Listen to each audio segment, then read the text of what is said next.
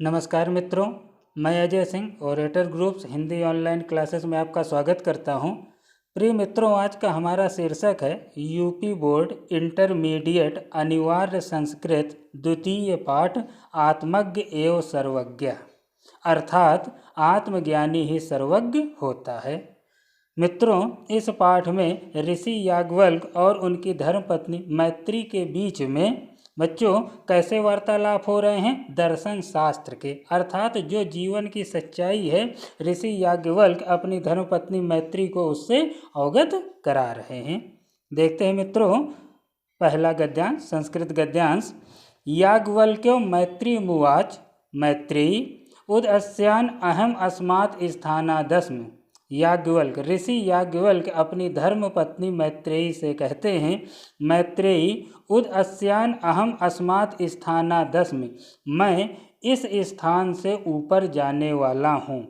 अर्थात जो वर्तमान स्थान है किसका है? गृहस्थ आश्रम का। अब इसके आगे कौन सा आश्रम आता है? संन्यास आश्रम या पारिव्राज्य नामक अन्य आश्रम में जाने वाला हूँ।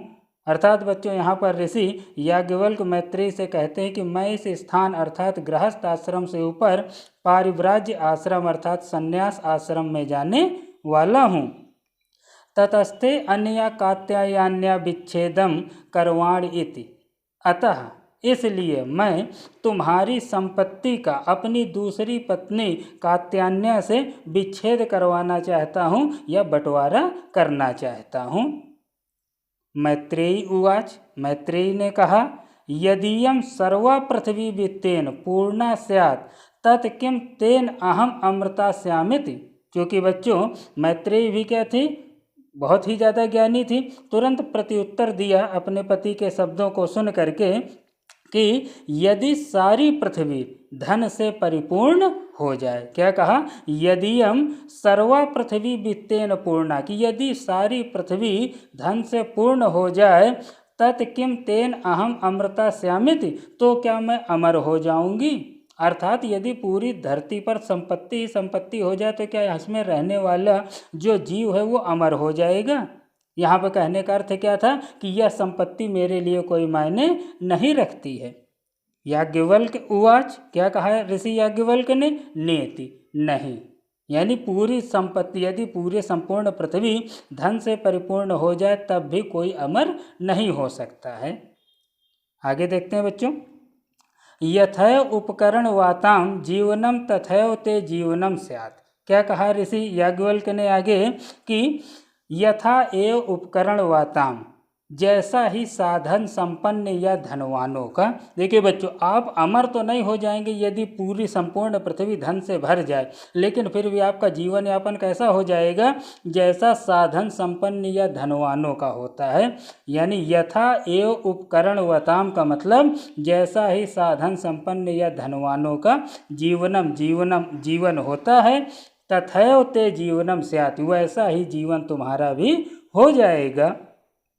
अमृतवस्य तु नाशास्ति वित्तेन इति, संपत्ति से अमरता की आशा नहीं है।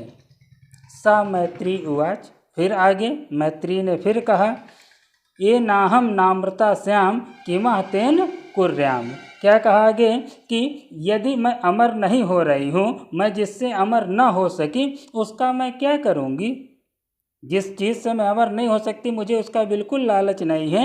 यदेव भगवान केवल अमृत तत्व साधनम जानाति, मैं तो केवल पति परमेश्वर को ही भगवान बताते हुए कह रहे हैं कि भगवान आप जो अमरता का साधन जानते हैं, तदैव में ब्रूहि, मुझे केवल उसका ही उपदेश दे दीजिए। मुझे शक्ति संपन्न या दौलत नहीं चाहिए, आप जो अमृत का साधन जानते हो केवल वही ज्ञान मुझे दे दीजिए। याज्ञवल्क्य उवाच, ऋषि याज्ञवल्क्य ने कहा, प्रिया न सती तुम प्रिय भाषसे। प्रिया अर्थात प्रिय, अपनी पत्नी को संबोधित कर रहे हैं, तुम मेरी प्रिया हो और प्रिय बोल रही हो।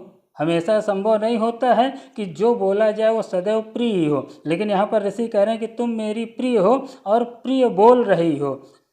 तुम प्रिय भाषसे और प्रिय बोल रही हो, यही उपवेश, अतः यहाँ बैठो। आओ बैठो व्याख्यास्म ते अमृत तत्व साधनम, मैं तुमसे अमृत तत्व के साधन की व्याख्या करता हूँ। ठीक है बच्चों, इस पहले गद्यांश में ऋषि याज्ञवल्क्य ने मोह माया की बात बताई अपनी पत्नी मैत्रेयी को, लेकिन मैत्रेयी तो ब्रह्म ज्ञानी थी। उन्होंने तुरंत उत्तर दिया कि मुझे धन संपदा से मतलब नहीं है, यदि आपके पास अमृत प्राप्त करने का कोई साधन हो तो मुझे उसका ज्ञान दे। अब यहाँ पर देखिए बच्चों, किस प्रकार से दर्शन शास्त्र को समझाते हुए ऋषि याज्ञवल्क्य अपनी पत्नी को अमृत ज्ञान दे रहे हैं। याज्ञवल्क्य उवाच, ऋषि याज्ञवल्क्य ने कहा, नावा अरे मैत्री, अपनी धर्मपत्नी मैत्री से, अरे मैत्री, पत्यु कामाय पति प्रियो भवति, पत्नी को पति की कामना अर्थात इच्छा पूर्ति के लिए प्रिय नहीं होता। आत्मनो वै कामाय पति प्रियो भवति, पति तो अपनी ही कामना के लिए प्रिय होता है। अर्थात यहाँ पर मित्रों ऋषि याज्ञवल्क्य अपनी पत्नी मैत्रेयी से कहते हैं कि पत्नी को पति इसलिए प्रिय नहीं है कि वह उसका पति है, बल्कि इसलिए प्रिय है क्योंकि वह उसका भरण पोषण करने वाला है। नावा अरे, आगे ऋषि याज्ञवल्क्य कहते हैं, जायायः कामायः जाया प्रिया भवति, जायायः अर्थात पत्नी, यानी अब पति के लिए पत्नी का क्या महत्व है कि हे मैत्रेयी, पति को पत्नी की कामना के लिए प्रिय नहीं होती है।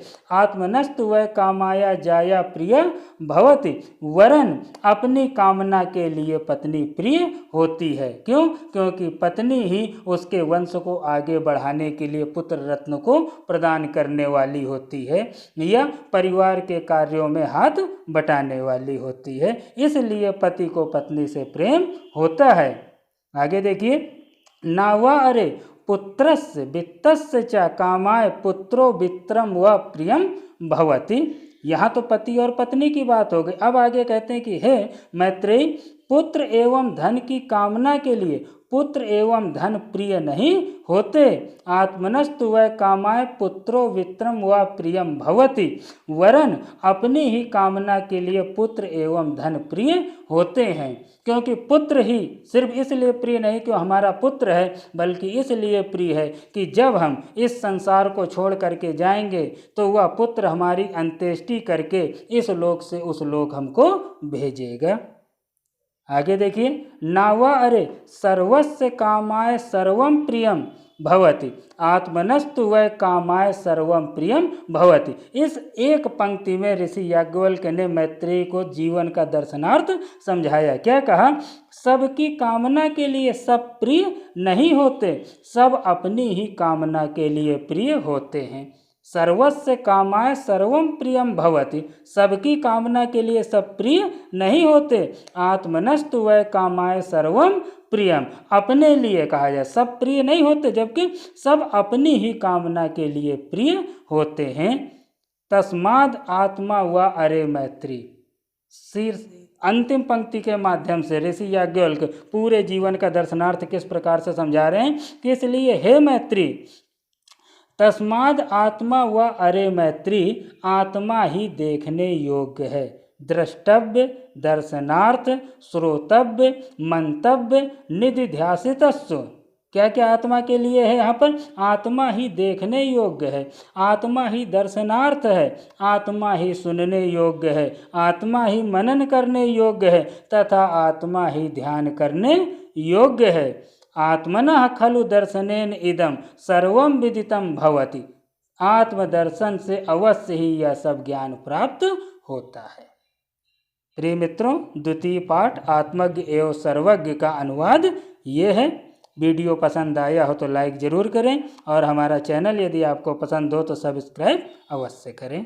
नमस्कार मित्रों।